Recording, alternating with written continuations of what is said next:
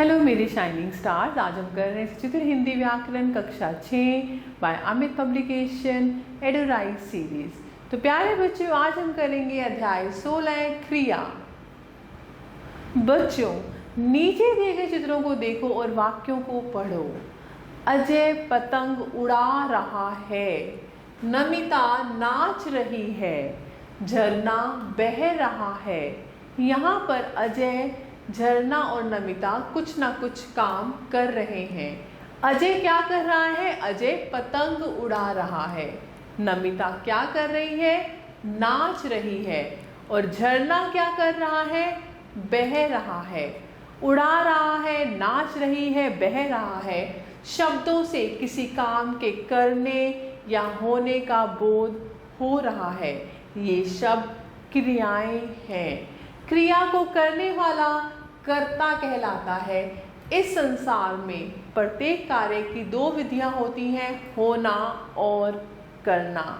पहला वह कार्य जो स्वयं होता है और दूसरा वह जो किया जाता है। जैसे झरना बहना होने की क्रिया है, जबकि पतंग उड़ाई जा रही है में कर्ता द्वारा क्रिया की जा रही है। इस प्रकार किसी कार्य के होने या करने का बोध कराने वाले पदों को क्रिया कहते हैं। और अधिक जानिए, क्रिया वाक्य का अभिन्न अंग होता है। क्रिया के बिना वाक्य अधूरा होता है। अब हम करते हैं धातु। इन वाक्यों को पढ़िए।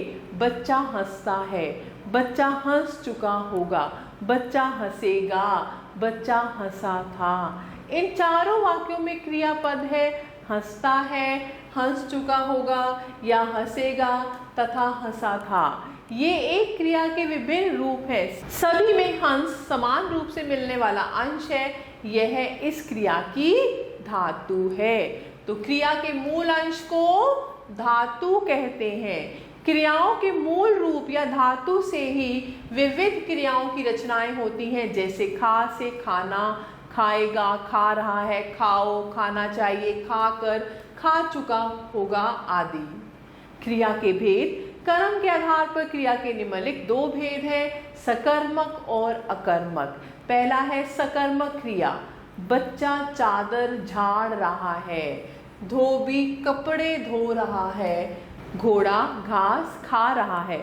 उपयुक्त वाक्यों में झाड़ रहा है, धो रहा है और खा रहा है क्रियाओं का फल कर्मशः चादर, कपड़े और घास कर्मों पर पड़ रहा है। अतः यहाँ पर सकर्मक क्रिया है। इस प्रकार जिन क्रियाओं का फल कर्म पर पड़ता है उन्हें सकर्मक क्रिया कहते हैं। और अधिक जानिए, सकर्मक क्रिया में कभी कभी कर्म अप्रत्यक्ष भी होता है। जैसे श्रेष्ठ खाता है।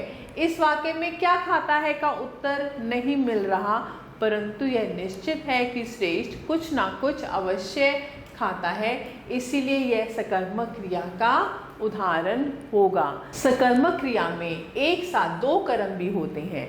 दो कर्म होने के कारण इसे द्विकर्मक क्रिया भी कहते हैं। जैसे शिक्षक बच्चों को पुस्तक पढ़ा रहे हैं, पुजारी भक्तों को प्रसाद बांटता है, नौकरानी ने मालिक को खोई हुई अंगूठी लौटाई।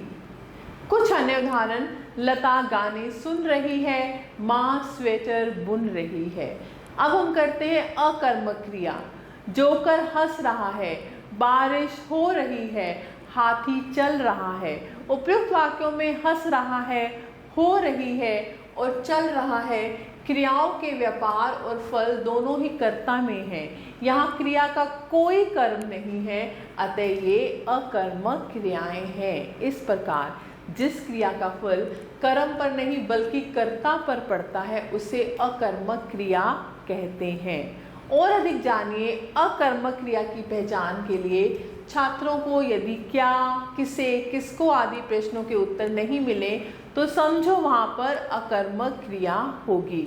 कुछ क्रियाएं हैं जो अधिकांशतः अकर्मक ही रहती हैं। जैसे रोना, सोना, उड़ना, निकलना, नाचना, डरना, रहना, उछलना, अकड़ना, चमकना, मरना आदि। कुछ अन्य उदाहरण। वह फूट फूट कर रोया, रेडियो बज रहा है। तो प्यारे बच्चों, चलो दोहराते हैं। काम के करने या होने का बोध कराने वाले शब्द ही क्रिया कहलाते हैं। क्रिया का मूल रूप धातु कहलाता है और कर्म की दृष्टि से क्रिया के दो भेद हैं, सकर्मक और अकर्मक क्रिया। अब आपकी बारी। प्रश्न 1, कोष्ठक में दी गई मूल धातुओं के उचित रूप बनाकर रिक्त स्थानों की पूर्ति करो। दर्जी कपड़े डैश है, सिल। दर्जी कपड़े सिलता है। मुझे पुस्तक डैश अच्छा लगता है। धातु हमारे पास पढ़ है तो यहाँ से क्या बन जाएगा, मुझे पुस्तक पढ़ना। बच्चा भूख से डैश लगा। रो धातु दी हुई है हमें, तो बच्चा भूख से रोने लगा। पेड़ पर तोता, यहाँ पर धातु है बैठ। पेड़ पर तोता डैश है, पेड़ पर तोता बैठा है।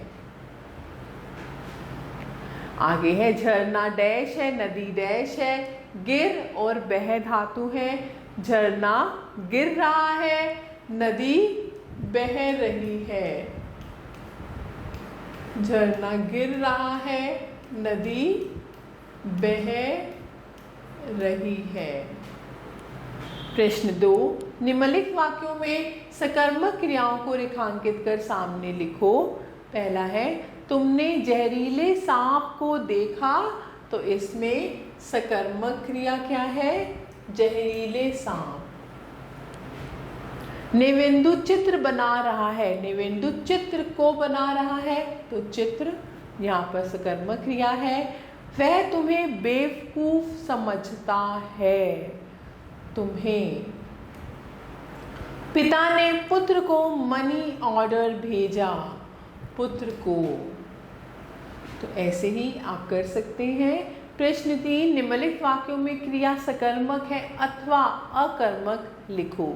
लड़का दौड़ रहा है, तो इसमें कोई भी कर्म नहीं है, तो ये है अकर्मक। अकर्मक। हरि ने पानी पिया, हरि ने पानी को पिया, तो ये है सकर्मक। प्रेम ने दवा पी ली, प्रेम ने किसको पिया, दवा को, तो ये भी क्या है, सकर्मक। गाय दूध देती है, सकर्मक। तो ऐसे ही प्यारे बच्चों आप कर सकते हैं। प्रश्न 4, निम्नलिखित क्रियाओं की मूल धातु लिखो। जैसे उठना, उठ। ठहरना, ठहर। सठियाना, सठिया। हथियाना, हथिया। रुलवाना, रुलाना। काटना, काट। तो ऐसे आप कर सकते हैं। प्रश्न 5 है, निम्नलिखित प्रश्नों के उत्तर दो। क्रिया किसे कहते हैं और कर्म के आधार पर क्रिया के भेद लिखो। 2 भेद हैं, सकर्मक और अकर्मक। सकर्मक क्रिया की पहचान क्या होती है? कोई प्रश्न करने पर अगर आपको उत्तर मिल रहा है तो वो सकर्मक क्रिया है। 2 उदाहरण देकर स्पष्ट करो। आप उदाहरण दे सकते हैं। ऐसे ही द्विकर्मक क्रिया के 5 उदाहरण लिखकर उनमें कर्म रेखांकित करो। तो प्यारे बच्चों आप ये कर सकते हैं। मैं आशा करती हूँ आपको अध्याय अच्छे से समझ आया होगा। आप सभी बच्चों का तहे दिल से धन्यवाद। हमेशा खुश रहें और स्वस्थ रहें।